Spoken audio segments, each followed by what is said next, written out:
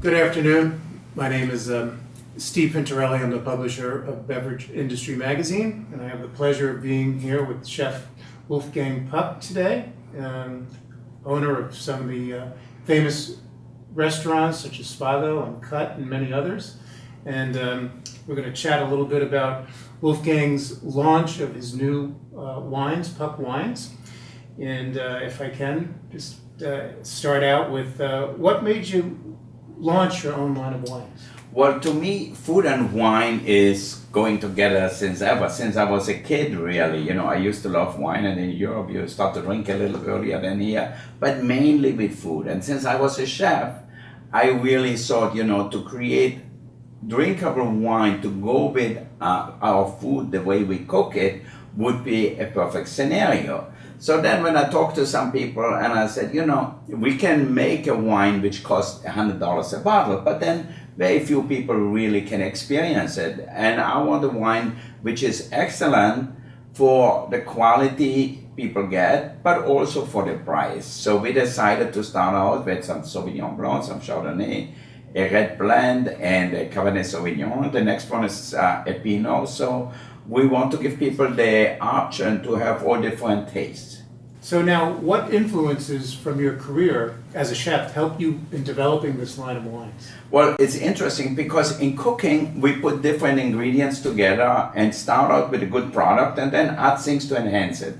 And wine is very similar. So you need good grapes to make good wine to start out with. And then you can blend different wines together, maybe from different vineyards, if the same grapes. So in a way, it's a little chemistry like cooking. And I was always interested in wine. I loved wine. My first job when I left Austria was in Burgundy. So I love Burgundy, and obviously there are Pinot Chardonnay and Pinot Noir there. To me, that was always my life. So starting making wine and influencing the wine the way we wanted was an exciting experience.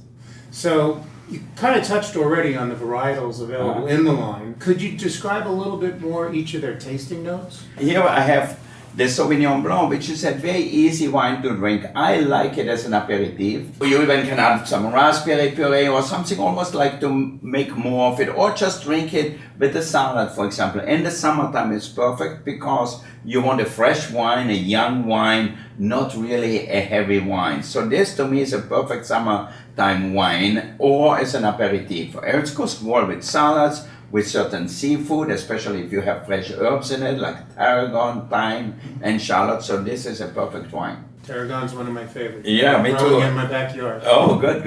I just planted some in my garden. I just got a new herb garden, so we are planting all different things. Yeah. And now, we all know Chardonnay. This is our Chardonnay here. Chardonnay is the most popular white wine by far, and I think people like it, and we have it with seafood, or I have it with my grilled chicken, or even a pork loin, so it goes well. It has some oak in it, but not too much. So, because I don't want it to be overpowering, over vanilla and all these flavors in it. I really would like that it has the flavor of the grape first, so we don't age it too long in oak. Okay. So, to me, a great wine for every day, if you want to drink it, or if you want to have it with a roasted chicken, or if you want to have it with fish. This wine really goes with a lot of different things. It has enough of a body, so that way it really stands up to a roasted pork loin, or a chicken, or any white meat like that. Or for me, obviously with seafood, it's like the perfect marriage. Okay, here we have our Cabernet Sauvignon. So, to me, we have steakhouses all over the world now, from London to Dubai to Bahrain to Singapore. And this is the wine people like the most.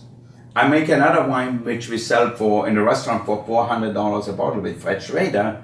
I sell more of this wine in Dubai or in London. People love it because it's a red wine, a Cabernet, which you can drink. You know, often the big California cult wines, they're so over the top that with food it doesn't match it. And to me, really, wines should be made to have dinner and then have the wine with it, to go with food. And I think the Cabernet goes perfectly like with some red meat, with lamb, or even I make some red wine preparation, for example, for a roasted salmon with almonds and black pepper with a little red wine sauce around. So this is great because it's not as concentrated and as big as this really high alcoholic, fruity California wines are. And you know, you have people like Robert Parker who loves these wines, but I don't like them because I think they don't match the food. They overpower the food. And I want to have a glass of wine when I eat and really say, okay, how well it's balanced, how much tannin is in it, how much fruit it is in it,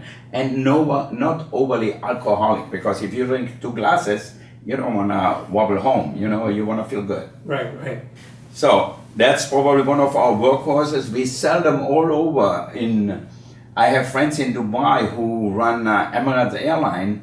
The COO comes to the restaurant and doesn't drink another wine, and he is on an expense account. He always has this wine and takes a bottle home. He said, you know what, I feel like drinking a red wine from Bordeaux. And that's what I really wanted to do, is to have a wine which goes great with food. So just like the Cabernets from Bordeaux. And then we're going to have a chance to try it a little bit later. Okay, right? we're going to try it. Have We're some looking forward to food. that one. Yeah, no. So we're going to have that maybe with our Kobe mini burgers, you know, which have a little onion marmalade on it, and they're really well charcoal grilled hamburgers, and it goes really well with it. I don't drink beer, but a good glass of red wine with a burger, for me, it's perfect. Now here we tried a real experiment, our red blend. We have all different grapes, we blended them together because I love to play really with wine just like I do with food, and said, oh, if I add a little more spice, maybe add a little ginger, maybe add a little bit of cinnamon or any of the spices to sauces. So this was an experiment, and that people seem to love it, where the main grape is Cabernet Sauvignon, but we also have a little bit of Merlot, a little bit of Zinfandel, and a little bit of Syrah and Petit Syrah. So 5 grapes in one to balance it. And you know, in Europe it happens often that people blend many more grapes together, like in Chianti. You know, you get a red wine from Chianti, they have, 12 sorts of grapes in it. So I thought it would be interesting to play and see how it will age and how it will come out. So that's what I did with our red blend. Very good. Very good. And you know, the grapes all come from good areas, from Napa County or from Monterey County. So we really did not go cheap on the grape, because I know as a chef, we only can make food as good as the prime ingredients is, then we try to enhance it. And I think with the wines it's the same. The wine is really made in the vineyard, and we try to take care of it through the different stages. Gotcha.